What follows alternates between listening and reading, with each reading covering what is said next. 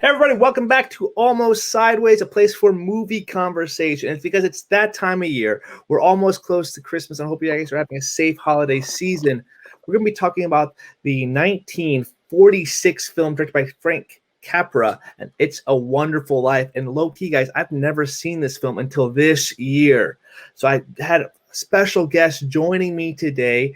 And before I introduce him, I want to just let you guys know that if you guys would like to hear longer conversations about movies with myself and other guests as well, and some other my other contributors on the podcast, make sure you follow us on Apple, Spotify, Pandora, and Stitcher, the Almost Sideways Movie Podcast. You can find all longer episodes there as well. So without further ado, let's introduce our guest, and that is Mr. Paul Klein. Paul, welcome to the channel. Hello, thank you for having me. Absolutely. Let's see over here. All right. So the people at home who might not recognize your name or seen you on Twitter or anything, his show note or his link will be in the show notes down below. Let people know where like your background in film and what kind of stuff you do on them. Yeah, so I'm a film critic. I'm from England, obviously, which means I'm really arrogant and I think I'm right. But I do film criticism for different sites, film analysis, interviews with directors and actors, all that kind of stuff. Good stuff. And generally spend my time on Twitter saying the same 30 things about the same 10 films. Perfect. Nice.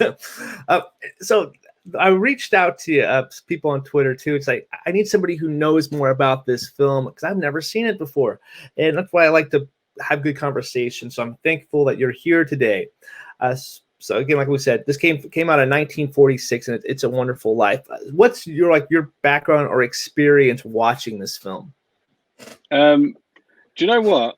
I knew the film before it was one of those films where you know lines from it, you know scenes from it, you know moments from it without ever actually seeing the film. I had one of those experiences where, growing up, what do you want? Do you want the moon? I'll throw a lasso around it. I knew all that sort of stuff. And then I must have been about, 10 or something. And like my whole family was around and they were like, oh, you got to watch It's a Wonderful Life. And I was like, I don't want to watch a black and white film from like the olden days. I want to watch Batman Returns. Yeah. But I lost the vote and we watched It's a Wonderful Life. And actually it then became like my favorite Christmas film. And it's a film that I see every year. I mean, if the whole virus thing wasn't happening, I'd be in a cinema watching it probably in the next few days with my whole family, all of them embarrassed because I'm crying at the end because I'm one of those ones that's at the end of the film I'm just like a big mess. I'm just sobbing. Happy tears. Exactly. I'm not sad. I'm happy. Leave me alone. Yeah. No, do you know what? It's like the definition of a feel-good film in that it's a film that makes you feel good, not like, and at the end you're like, actually, well, it's not so bad. People can be good. Yeah, and especially everything that he realizes throughout this film. And so if you get on nothing about me, like this is definitely my first time. It's something I grew up on. I do remember watching this, not watching this, but seeing or hearing lines like every time a bell rings, an angel gets his wings. I knew that part. I knew him running Merry Christmas through the streets at the very end of it. Also the lasso scene that you were talking about, but that's really all my familiarity of the film goes.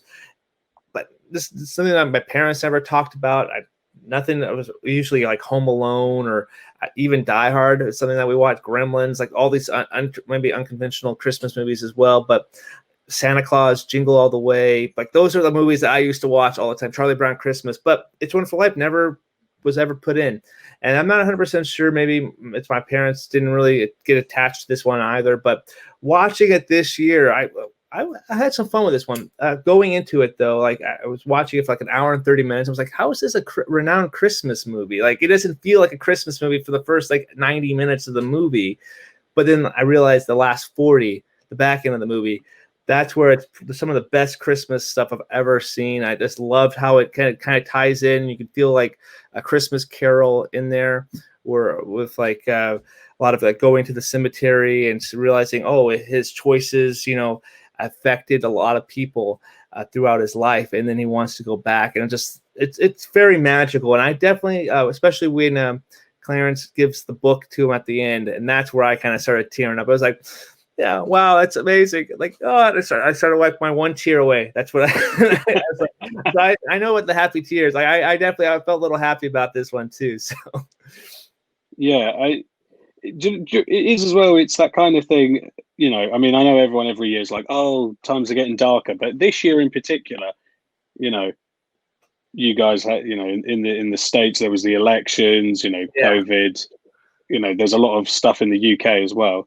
yeah, Sometimes you just want to watch a film where there's a truly decent person reminded that he's a decent person and rewarded for it, because you know a lot of films, and you know, I like Die Hard. Die Hard's kind of cynical. oh You yeah, know, Home Alone's like a film about a kid who has such an awful family they don't notice he's missing until they're like out of the country. It's like, how bad are your terrible parents? Whereas It's a Wonderful Life's like, no, if you're a decent person and you know do what's right to your heart, then you'll be rewarded for it, in that people will remember that. And yeah. you know, I mean, I have to admit, Mr. Potter as a villain is like, for me, up there. Like, you know, he's just awful. He's just the worst. I hate him so much. I hate him more than other movie villains. Like, honestly, like, I'm like, do you know what? Darth Vader's got some redeeming features. He galvanized that empire, but Mr. Potter's the worst kind of human. That's a good call, actually. Yeah. What's funny is watch, because this is like I said, first time watch. You probably hear me say that quite a bit this podcast episode. But you know, the person I always like thought about when I was watching, I was like, that's Jeffrey Lebowski. That's that's Jeffrey Lebowski. That was my whole time. I was like, if this movie was to be remade and he was still alive, that's the guy who would want to play Mr. Potter. Yeah, He's absolutely the worst guy. Like he's just so like, all he cares about the money. He doesn't care about how other people think, and you know, just belittles people. It's just like it's infuriating person. But again, at the same time, you have the complete opposite with, you know, George Bailey here, and it's like he's just such a good person. He tries to take care of everybody. Obviously, the whole town comes to the rescue at the very end of the movie too. It's awesome. I'm just James Stewart as George Bailey. It's one of my favorite. oh no, James Stewart yeah. performance. Yeah. Also, it's one of those things that people go, oh yeah, it's just all about like sentimentality and stuff, and it's like, well, that is a big part of it, but actually, from like an analysis point of view, James Stewart does some amazing performance stuff in that film. There's the bit where he comes home and, you know, it's all falling apart for him and he's desperate, and Zuzu sits on his lap and he's hugging her, and it just goes in on his face and he's trying to hold back tears because he doesn't want to cry in front of, and it's like, that is subtle stuff, and it's heartbreaking, because, you know, it's that whole thing about parents don't want to be weak in front of their kids, Yeah. especially at Christmas. That is such a great scene. The scene where his brother returns and says he's gonna move, and he for a split second is angry because he knows he'll never leave town, and then he remembers, oh, my brother just got married, I should be happy. It's a lot of really subtle stuff that people forget because they just remember, you know, the big moments. But it's like James Stewart's doing a lot of difficult work in that film. Yeah, it's a lot of not showy stuff that happens. And I talked about this. We did like a podcast episode, as longer form deep dive, and I was kind of part of that with the other guys, contributors on our podcast, and they were definitely saying, like, I didn't realize that James Stewart was kind of out leaving Hollywood. This was like his coming back party too. He got back into like films and stuff like that, and definitely knocked out of the park with this role as George Bailey. Was there any other characters that you really kind of are fond of, maybe don't eat, or some maybe on the opposite you don't care for at all? Everything I do think it is. I do think there are structural issues with the film. I think that it should have started with him on the bridge and then flashed back, and it doesn't. It kind of does it linear, which I think is an issue. But every performance in it, I actually do think is perfectly pitched. The only thing I don't like is when they do the alternative, what if George Bailey was never born? And they kind of make out like nobody would ever want to marry Mary. And it's like, I mean, she is quite clearly one of the most beautiful women in this town. Yeah, And exactly. all they've done is give her a pair of glasses and put her hair in a ponytail. And it's like, I mean, she's still beautiful though. Yeah, and It's they that don't look classic. elaborate. That's the only thing it is. It's like, yeah, it's like watching, it's like, the funny thing is that they still do it. It's like, you're telling me that Sandy in Greece is not gorgeous before she puts on leather trousers, like she's all that. And you're like, she's still fit though. Yeah. All you've done is take her glasses off, but she's still fit. She was fit before, and it's the same there. It's like she's still gorgeous. Surely somebody in the town would want to ask her out. Surely. That's funny.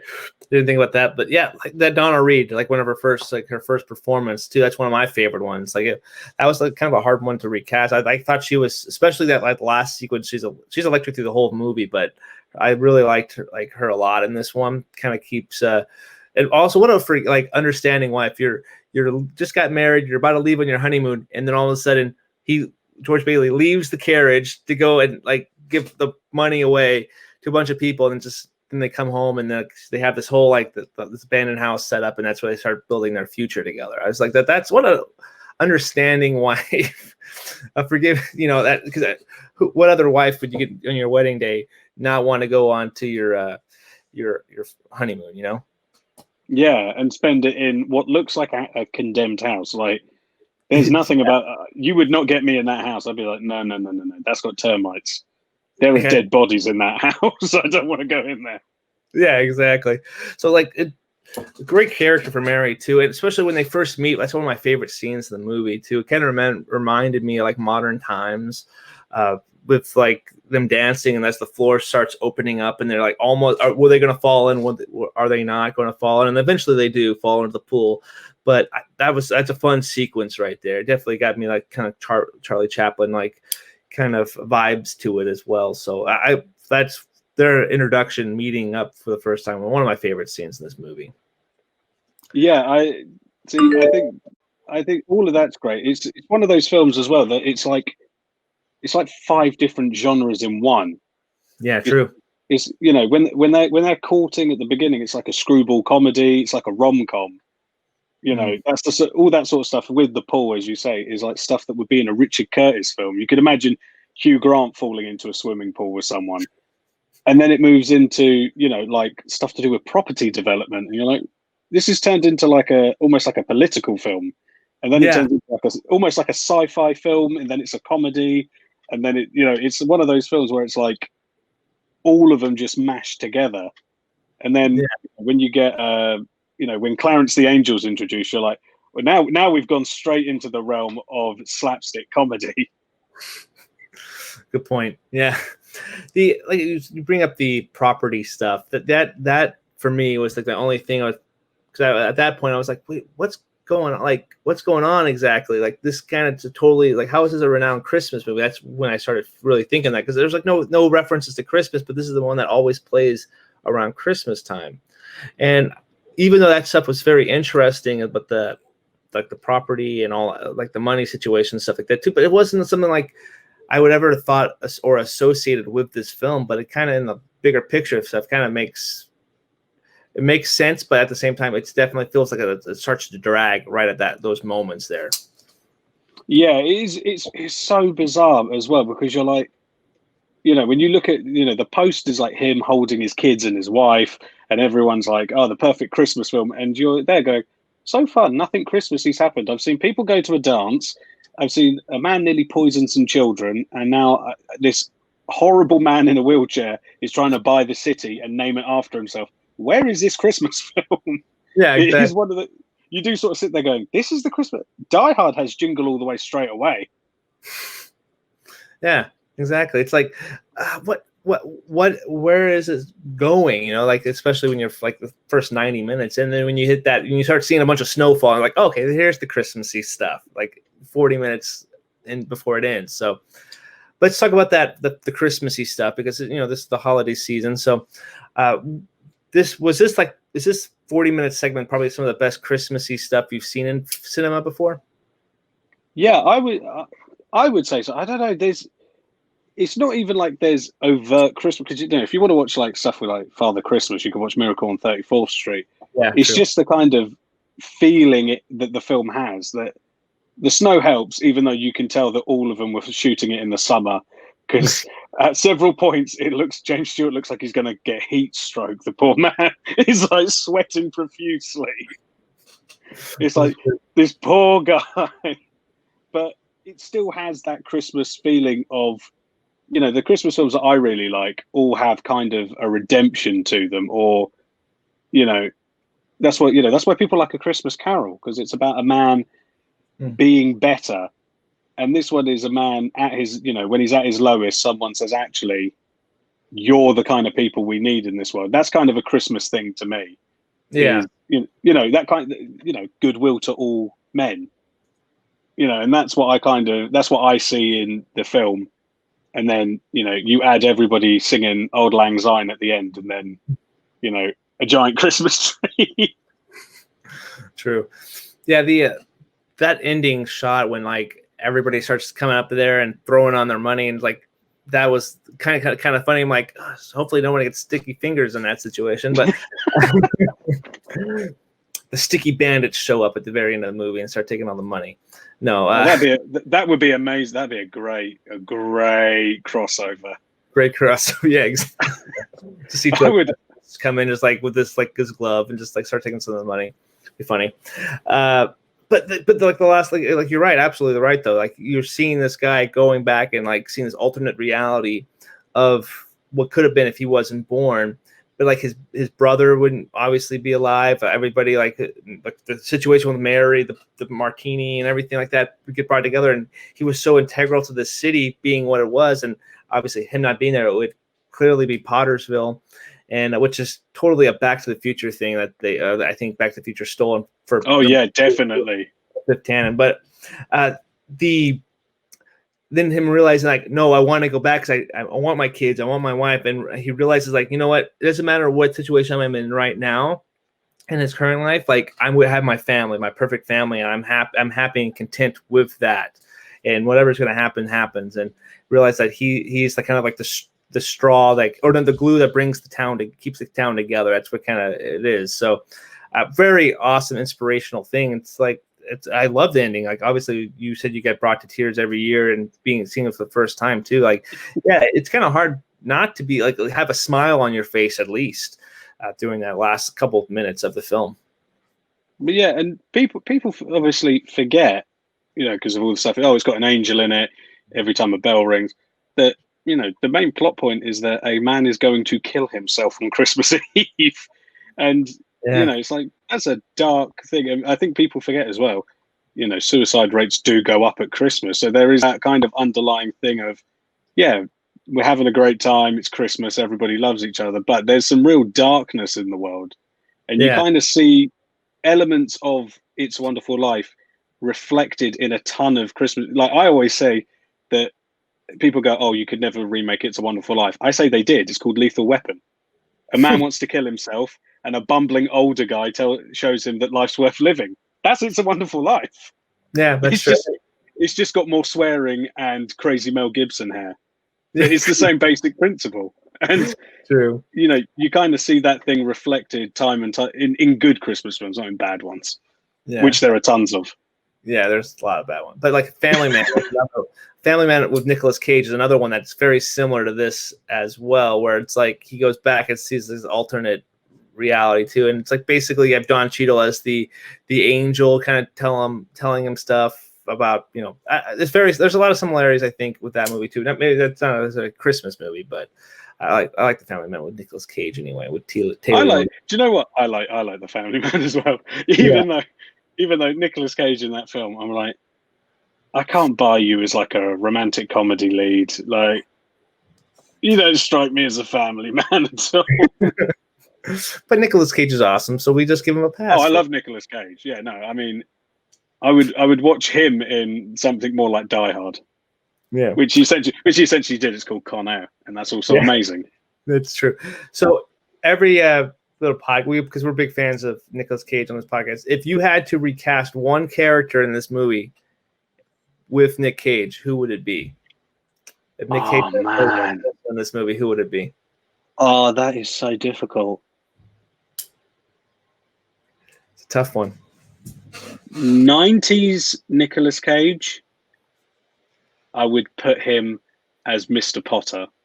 Ooh. Nowadays, I'd see him as Clarence the Angel, but I would love to see 90s Nicolas Cage, put him in old guy, fat guy makeup, but let him do crazy 90s.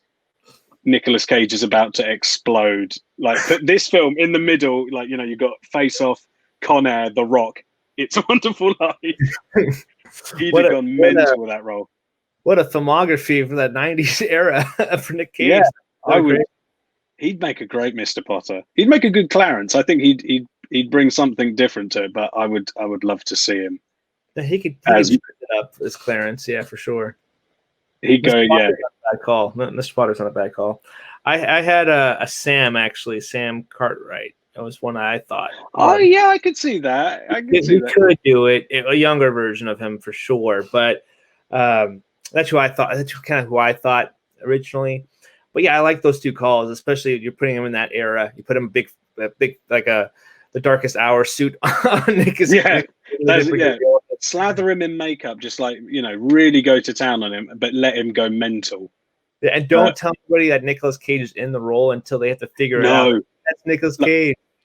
Like a Tom Cruise in Tropic Thunder. Like, yeah, is that Nicolas Cage? Yeah, I was like, wait, yeah, that is Nicolas Cage, and they catch it. Yeah, that'd be perfect. Actually, I kind of dig that. We should make that happen now.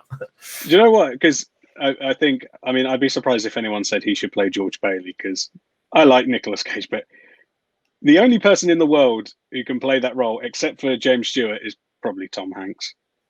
Oh, yeah, I guess, 90s Tom Hanks would be good. 90s Tom Hanks would ace that role.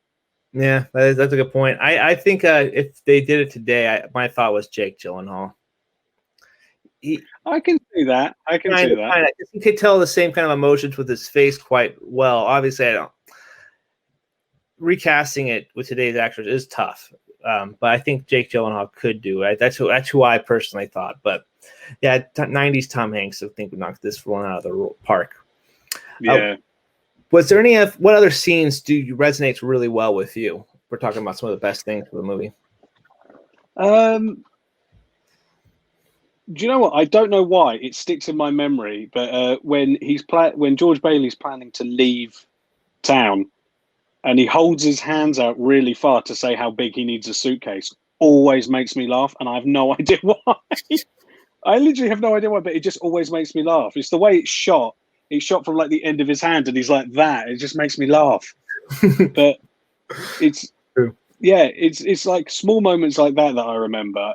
I have to admit, also when he's in the alternate timeline and he goes to the bar and he's talking to the guy behind the bar, and he's like the most 1940s tough guy in the world. Like, he sounds like someone doing an impression. If you were like, oh, dude, you know, sound like Robert Mitchum. That whole sequence is horrible, but it's also weirdly funny. Yeah, that's true. I thought I kind of got a laugh at that too. I'm like, this guy is completely like, he just became a jerk, like with the alternate reality timeline. I was like, he's just a jerk now. Yeah, it's that kind of thing. Like, obviously, it's a heightened thing, but you're like, so really, one man was stopping this entire town from becoming essentially Vegas. Like, he doesn't exist, and the whole town is like sex clubs and brothels and porn theaters and casinos. It's like, wait, one tiny little loaning bank was stopping the entire town from descending into Las Vegas on acid. That's insane. Yeah, that is true. But then also, without him, that one house wouldn't at least been remodeled. I guess it'd still be in shambles. Do they not own, like, they're not going to like destroy the house, clean it up? Like, just going to leave the house like across the street from like somebody else's house, like it's completely abandoned and destroyed? Like, and what's up with that? It's a big house. Like, that could be a boarding house, or, you know, in this timeline, a brothel probably. Like, that's like a nice sized house. It's so bizarre. The whole thing is like, so George Bailey was stopping a beautiful Donna Reed from being a virgin for her whole life, and was stopping everyone from being essentially gangsters, and the whole town descending into sex work. Like, that's a lot. If I was George Bailey, I'd be like, God, I cannot die. If I die, this town's screwed. I just have to outlive Mr. Potter. Yeah, absolutely. Yeah, exactly. The and the whole thing with like one of my favorite minor characters in the movie is Bert the cop. Like that one scene, George Bailey's running away and he just opened fires in a crowd of people. I'm like, wait, whoa, whoa, whoa! Like you became a stormtrooper. You can't hit a target to save your life, but why are you shooting into a group of people? It's civilians. It's a small town. Everyone knows each other. You're going to hit someone. Yeah, exactly. And then you're going to be like exiled from that community forever now. Well, yeah, I mean, watching it again this year when he starts firing into a crowd, and you're like, "Yikes!" Yeah, this bit hasn't aged well. Yeah, exactly. Another scene that kind of didn't age well either for me was after the dance sequence, right before the lasso, when he accidentally steps on and she's like completely inside the bushes, and Donna Reed's character, I was like, just give her back the blanket, just go. It's like stop playing with her, just go. Like that scene's like, it was uncomfortable because there's an age gap between the two characters. I'm just like, that's a little awkward, but yeah, but that's just like those two scenes exactly. I don't feel like aged entirely well, but in the context of the movie, they're fine. Yeah. If you take them out, you're like, oh god, cop firing into a crowd. It's like, yeah, but in fairness, when you watch the film, you do want to shoot George. You just at that time he has to triumph over more things. Yeah, exactly. So I guess overall, kind of our takes on the movie. What's like this is the movie that you're going to continue to watch for years to come, and what's your overall your thoughts on the film as a whole? Yeah, I mean, for me, it will be a film every Christmas. It's like some years I won't watch certain films, but I know that and Batman Returns I am going to be watching without fail, usually back to back as well. Light in the Dark, and in both as well. And for me, it's kind of a testament that people do versions of the film. You know, you go, oh, it's a bit like It's a Wonderful Life, but they've never done a straight It's a Wonderful Life remake because, you kind of, it is one of those things where it's like you can't really mess with perfection. And it is kind of that thing of, and even the things that are slightly wrong with it and slightly problematic about it, you go, yeah, but it kind of adds to the charm as opposed to you kind of go, oh, that's unfortunate. Yeah, it definitely adds to the charm, mystique of this film. And for me, like watching it for the first time with the 2020 goggles, I guess, and the first time watch experience, I did enjoy it. I think, like I said, like the last, I was kind of like mid-range movie, like 3 stars for me. We got 4 stars here, but 3-star film. And then I got to the Christmassy part. I'm like, wow, this definitely stepped it up a whole notch for me. So I think it's a really great movie. I think the entirety of the thing actually makes a lot of sense. I do really dig what you said, like have the movie start off with him on the bridge and doing a flashback sequence instead of having it, because I thought it was really awkward. Like these stars are just talking to each other up on in the heavens, I guess you would say. But I thought that was kind of weird. But definitely having him on the bridge to start off, I think that's a great shot right there. And yeah, I like the performance of Jimmy Stewart. Is really great in this one. One of my favorite performances he's given. And Donna Reed is electric. A lot of the other characters we haven't even talked about are awesome, but I think the big one that's one of the best movie villains is Mr. Potter. Horrible villain, great villain. He's just honestly, like, when people go, "Oh, he's the worst." Yeah, he's the damn worst. He's honestly the worst. I get so angry. I hate him so much. I'll forgive any villain except Mr. Potter. He's the one I'm like, nah, you're irredeemable. Yeah, irredeemable. Yeah, perfect. I'm trying to think one last thing here. I think for me, if I was gonna next year, I'll probably definitely for sure give this another rewatch. I'm glad I was able to buy it. The one negative about the one thing I was kind of frustrated. I bought the movie on the Blu-ray, right? I opened it up first time and the case is already cracked, and that wasn't for me. I'm like, what the heck? I just took this out of the plastic. Why is this case already? And you can't even tell from the outside because it's in the crease of the sides here. I'm like, I just my luck. Yeah. Oh well, that's nor here nor there. So, all right. Well, in closing, I really do appreciate you joining me on this episode, man. This was a really fun conversation, man. It was fun. I'm glad you were able to joining me today. Oh, well, thanks for having me. I enjoyed talking to you and imagining a world where Nicolas Cage ends up in It's a Wonderful Life. Yeah, exactly. And then also, I thought about this because you're saying It's a Wonderful Life and Batman Returns. Without George Bailey, this town Potterville happens, and then eventually it becomes Gotham. So Batman, so it's the same movie essentially. Batman exists in this alternate reality. Also, there's a crazy subplot in Batman Returns about property development. There's a whole thing with Christopher Walken going on about it. All circles back. It's all look. There's only one story told over and over again. That is, and it's a Wonderful Life. Every film is It's a Wonderful Life. So the two best Christmas movies of all time, It's a Wonderful Life and Batman Returns, is what you should be watching every single year, folks. It's perfect. I like it. All right, guys. Well, again, thank you so much for watching. Make sure you guys check out the description box for all the episodes of the podcast, as well as Paul's info for his Twitter. So make sure you give him a follow there. And again, guys, thank you so much for watching. And leave your comments down below about It's a Wonderful Life. Until next time, I will see you later.